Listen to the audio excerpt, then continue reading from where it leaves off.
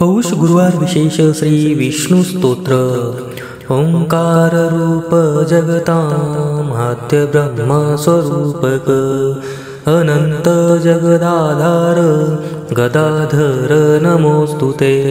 न क्षीणस्त्वं न शरसि नारायण नरोत्तम नवनीरधर श्याम नमस्ते नलिनेक्षण। मोक्षसेवितपादाब्ज मोहव्यूह विमोहन मोदेनात्मस्वरूपेण मोदिताय नमोस्तुते। भजतां भवनाशाय भव्योदधिशयाय च भवाय भवभक्ताय नमस्ते भवलक्षणा। गगनालक्षरूपाय गगनव्याप्तिकारिणे गरिष्ठाय गरीशाय गहनाय नमोस्तुते।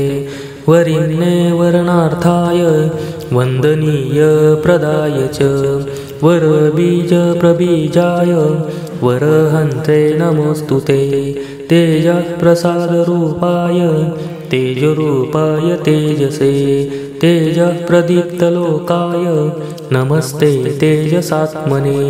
वाणीनाथाय बालाय वायुरूपाय वायिने बान्धवाय बलद्बाहु बलयुक्ताय ते नमः।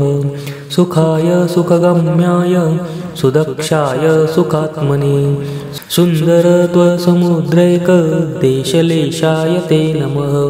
देशदेशकरूपाय देशाय देशकाय च देवत्रिकोटिदेहाय देवदेहाय ते नमः। वामदेवस्वरूपाय वामनाय नमो नमः। वाराहतनवे बाल वपुषे ते नमो नमः। यज्ञयज्ञाय यज्ञाय यजमानाय ते नमः। यजुरादिविधेयज्ञ यष्टव्याय नमो नमः।